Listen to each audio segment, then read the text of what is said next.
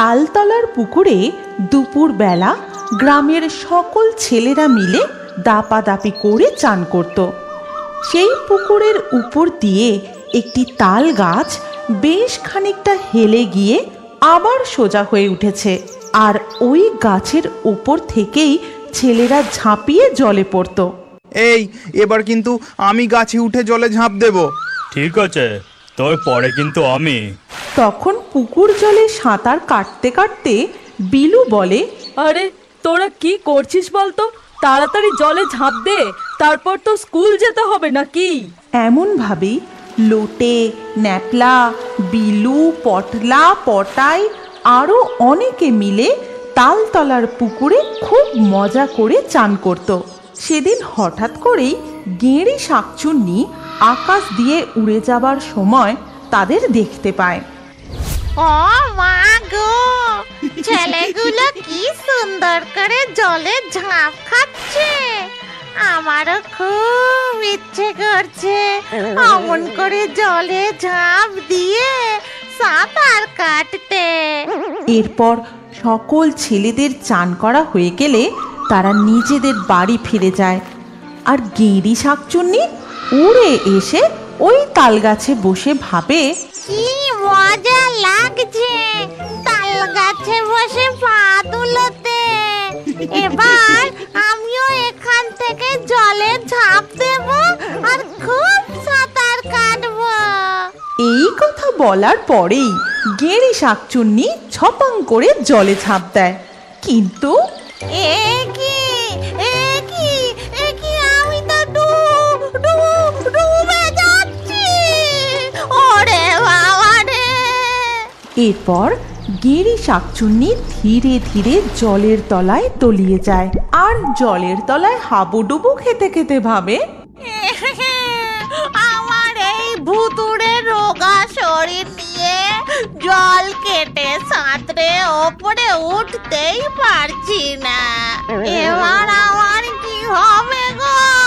আমি কি আবার মরে যাব? উ মা গো! সে যতবার ওই পুকুরের জল থেকে ওঠার চেষ্টা করে ততবারই গড়িয়ে তলিয়ে যায়, কিছুতেই আর উঠতে পারে না। আর এইভাবেই সারা রাত কেটে যায়। পরের দিন, আরে চল চল, তাড়াতাড়ি পা চালা, নইলে কালকের মতো আজও স্কুলের দেরি হয়ে যাবে। হ্যাঁ হ্যাঁ, তাল গাছের ওপর থেকে পুকুরের জলে ঝাঁপ মারতে যা মজা লাগে না। আবারও তারা পুকুরে ঝাঁপ দিয়ে সাঁতার কাটতে থাকে। তখন জলের তলায় বসে গেঁড়ি ভূত বলে, ওই ছেলেটা এবার জলে ঝাঁপ দেবে মনে হচ্ছে। একবার ঝাঁপ দিলেই ওর ঠ্যাং ধরে আমি জল থেকে উঠে পড়বো। যেমন ভাবা তেমন কাজ। পটাই জলে ঝাঁপ দিয়ে ডুব সাঁতার দিতে থাকে। তখন এই ধরেছি, ব্যাটার ঠ্যাংটা একেবারে চেপে ধরেছি। কিন্তু পটাইয়ের ডান পা কে যেন টেনে ধরেছে বুঝতে পারার সাথে সাথেই পটাই আর এক পা দিয়ে মারে জোর এক লাথি। উরে বাপ রে, কি জোর মারলো রে! আমার চোখ খুলে জলে ভেসে গেল। তারপর গেঁড়ি শাকচুন্নি নিজের চোখ তুলে নিয়ে ঠিক করে লাগিয়ে নেয় এবং বলে, এবার আর পা ধরবো না বাবা, এবার সোজা ঘাড়ে চেপে বসবো।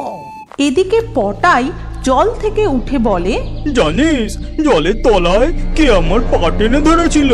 বেটাকে এমন লাথি মেরেছি না, মনে রাখবে। এই তুই মিথ্যা কথা বলিস না তো, আমরা তো রোজ সাঁতার কাটছি, কিছুই তো হয় না। না রে, আমি সত্যি বলছি।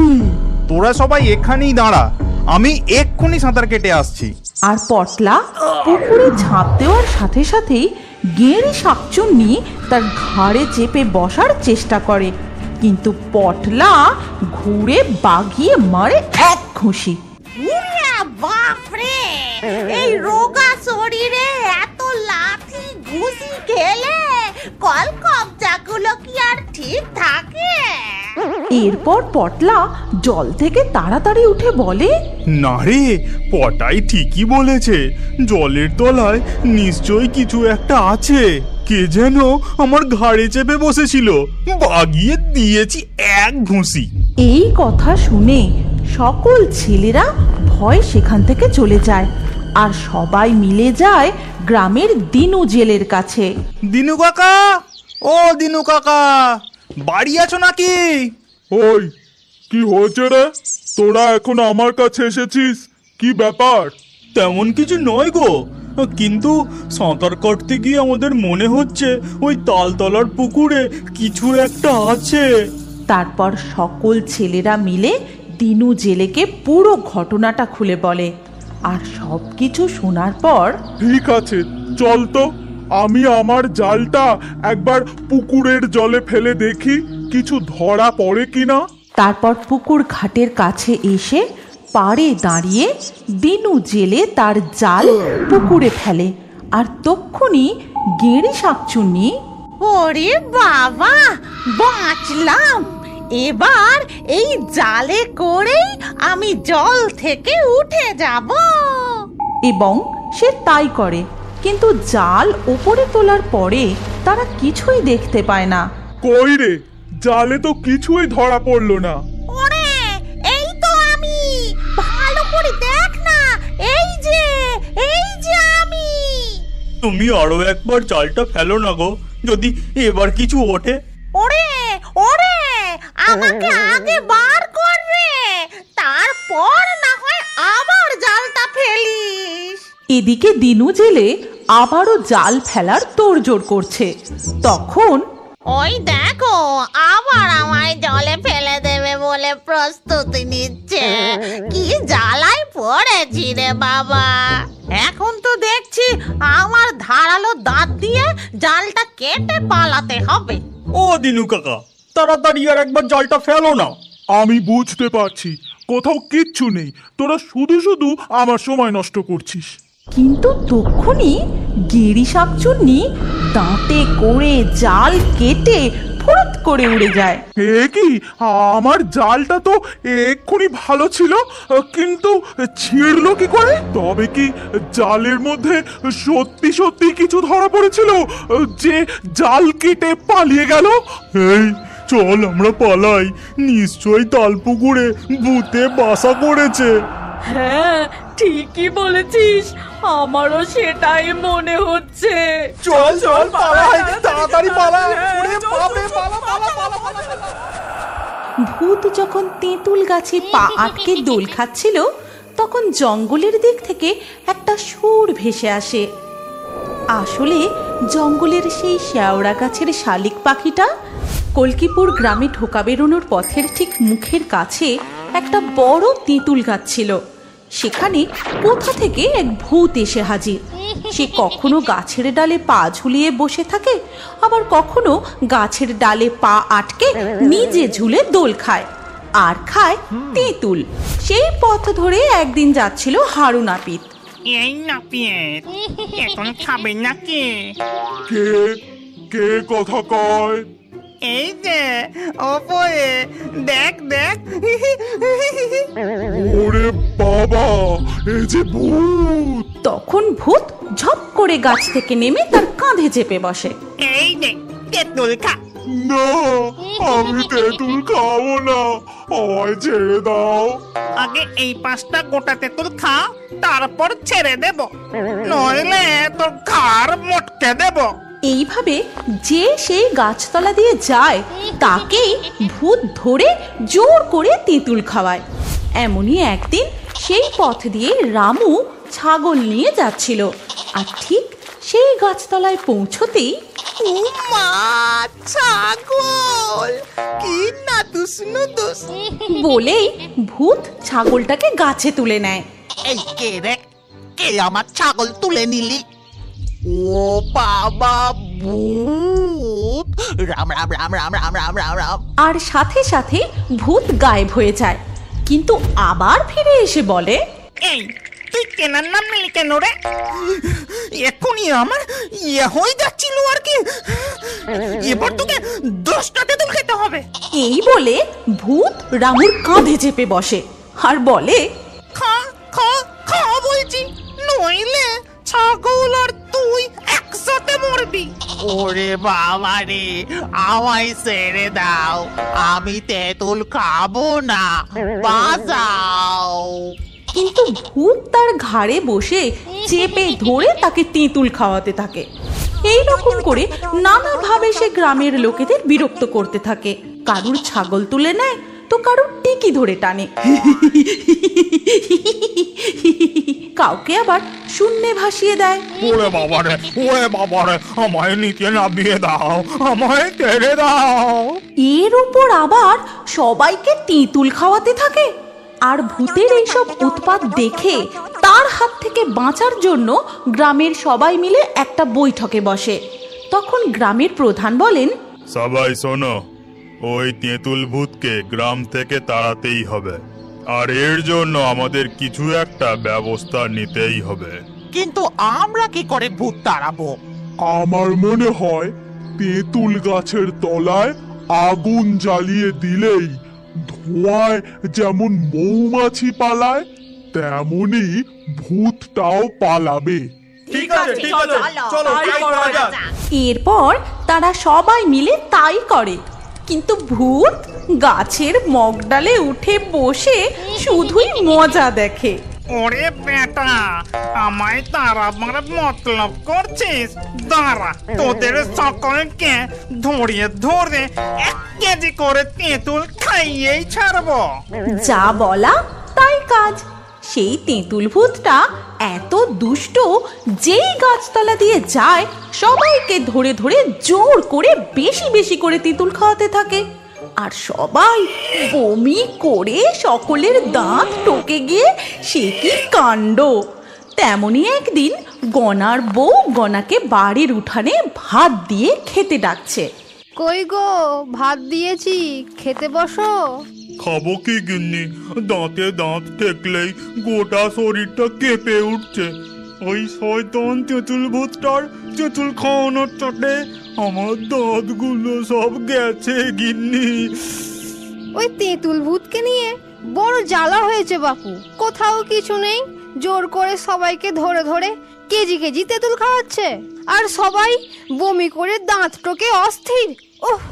এরপর গনার বউ কেতোর বাড়ি আসে, আর কেতোকে সে ডেকে বলে যে, কেতো ঠাকুরপো, বাড়ি আছো নাকি? কে কে ডাকে আমায়? আমি গো ঠাকুরপো, তোমার বৌদি। বলি ওই তেঁতুল ভূতকে তার আবার একটা কিছু ব্যবস্থা করো, নইলে আমরা যে সব তেঁতুল খেয়েই মরে যাব। কি করি বলো তো বৌদি? সেবার দেখলে তো আগুন জ্বালিয়ে ভূত তাড়াতে গিয়ে কি কাণ্ড হয়েছে। 5টা করে খাওয়াচ্ছিল, এখন রেগে গিয়ে 1 কেজি করে খাওয়াচ্ছে। শোনো, আমার মাথায় একটা মতলব এসেছে, এসো আমার সাথে। তারপর গনার বউ কেতোকে সঙ্গে নিয়ে প্রধানের বাড়ি যায়, আর সেখানে গিয়ে প্রধানকে তার বুদ্ধিটা জানায়। বুদ্ধি শুনে প্রধান বেশ খুশি হন আর বলেন, বাহ বাহ, বেশ ভালো বুদ্ধি এঁটেছো দেখছি গনার বউ, কিন্তু এর জন্য তো তান্ত্রিকের কাছে যেতে হবে। এরপর তারা সবাই মিলে তান্ত্রিকের কাছে গিয়ে সব কথা খুলে বলে।